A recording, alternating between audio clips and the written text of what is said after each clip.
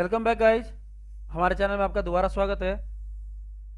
ठीक है, तो आज हम जानेंगे एमएस पावर पॉइंट का इंट्रोडक्शन के बारे में कि एमएस पावर पॉइंट होता क्या है, किस लिए यूज़ किया जाता है। ठीक है, तो पावर पॉइंट यूज़ कहाँ से किया जाता है, पहले उसको पावर पॉइंट को ओपन करते हैं।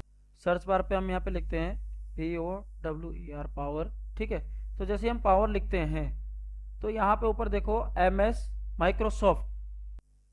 ठीक है, माइक्रोसॉफ्ट पावर पॉइंट आपका ओपन हो गया। माइक्रोसॉफ्ट पावर पॉइंट आ गया, 2010 इसका वर्जन है। इसको ओपन कर रहे हैं। ठीक है, ओपन किया, ओपन हो गया।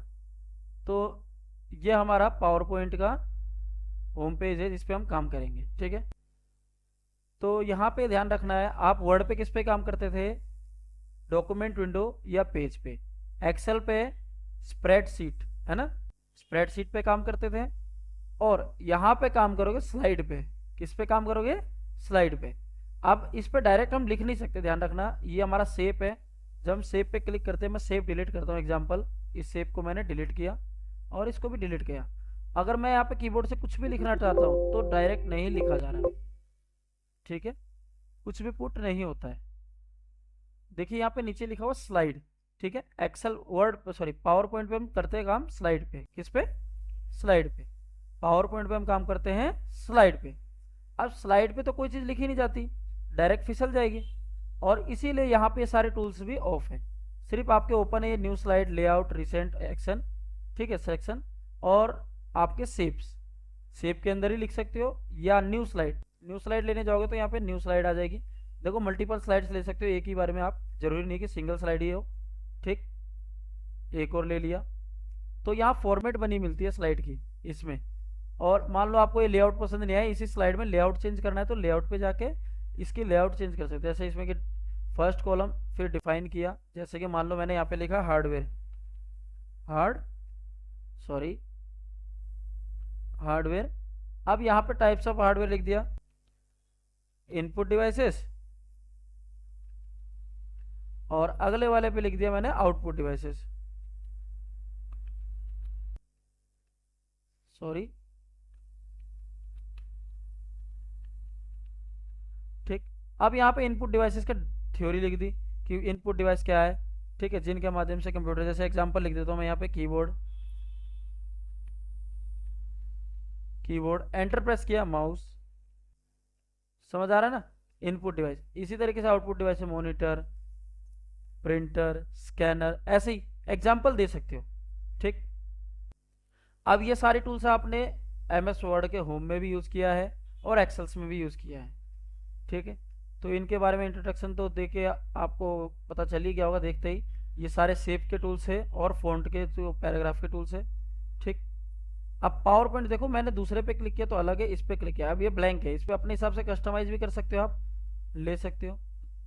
ठीक, इसी तरीके से इंसर्ट, और यहाँ पे इसको रीसेट कर देंगे अगर, तो ये अपने पुराने फॉर्म में चला जाएगा जो इसका फॉर्मेट था।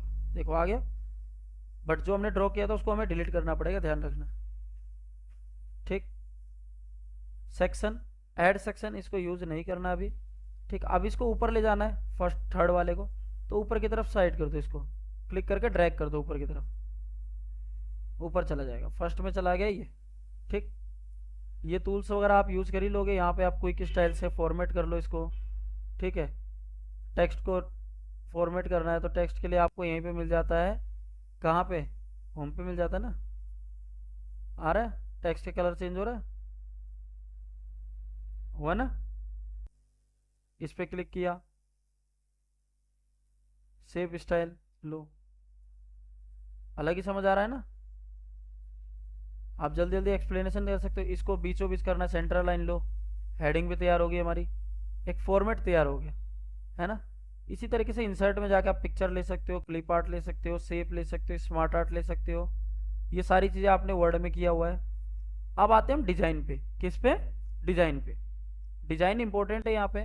देखो किसी पे भी क्लिक करते हैं तो यहाँ पे ना देखो फॉर्मेट मिल जाती है, इनकी थीम मिल जाती है। देखो नीचे अलग आ गई, इस पे भी क्लिक करा, इस पे भी क्लिक किया, देखो एक थीम की तरह आ रही है ना। अगर मान लो मैंने दूसरी थीम चेक की तो तीनों पे चेंज हो रहा है, तीनों फॉर्म पे चेंज हो रहा है। किसी पे भी क्लिक करे तो तीनों पे चेंज हो रहा है। तो मुझे यहाँ पे और ये वाला अप्लाई करना है, यहाँ पे ये वाला अप्लाई करना है। तो यहाँ पे क्या करेंगे, right click, apply to selected slide, apply to selected slide. तो सिर्फ इसी पे चेंज होगा, देखो बाकी दोनों पे वैसे ही रह गया, इस पे चेंज हो गया। समझ आ रहा है?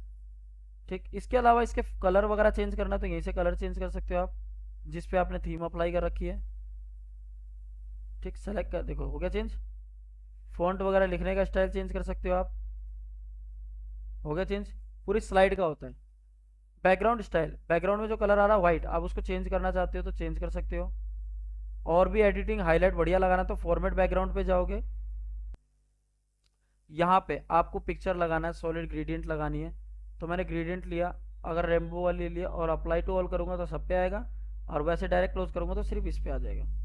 इस पे नहीं आया, एक सेकेंड, हाँ सॉरी, यहाँ थीम की वजह से नहीं आ रहा है, ये थीम की वजह से नहीं आ रहा है। थीम चेंज कर देंगे तो नन कर देंगे तो बैकग्राउंड आ जाएगा। देखो आ गया, मैंने थीम नन कर दिया तो बैकग्राउंड में कलर आ गया। ठीक है। हाइड बैकग्राउंड ग्राफिक्स, अब ग्राफिक्स क्या होता है, जैसे इस पे आए हम, इस पे हमने थीम ले रखी है, हाइड बैकग्राउंड ग्राफिक्स। तो देखो ये जो ऊपर से जो कलर्स आ रही थी वो ग्राफिक्स थी, हाइड होगी।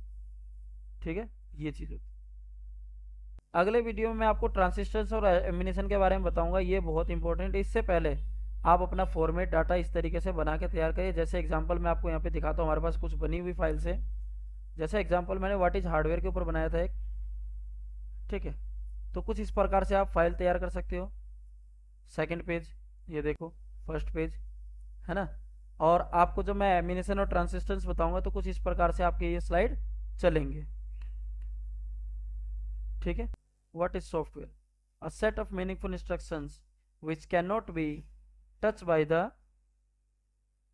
user, it's called software, है ना।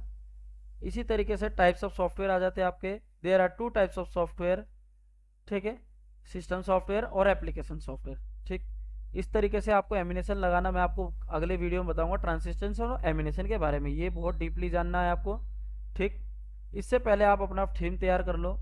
पिक्चर्स वगैरह से यूज करके आपको मैं दिखा सकता हूँ कि पिक्चर वगैरह आप इस तरीके से बना सकते हो, जैसे कि मान लो जय, ठीक है, ये जय श्री राम। अब ये वीडियो बना रखी है हमने एनिमेशन, तो ये देखो कुछ इस प्रकार से हम तैयार करना सिखाएंगे आप। ठीक है, अगली देखनी है और दिखाते हैं।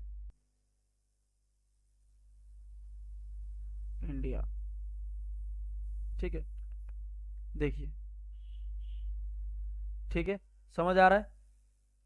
और एनिमेशन वर्ड पावर पॉइंट का सबसे पहला काम ध्यान रखना, हम काम तो स्लाइड पे करते हैं लेकिन इसका काम क्या होता है, प्रेजेंटेशन तैयार करना। क्या करना, प्रेजेंटेशन तैयार करना, एनिमेशन बनाना।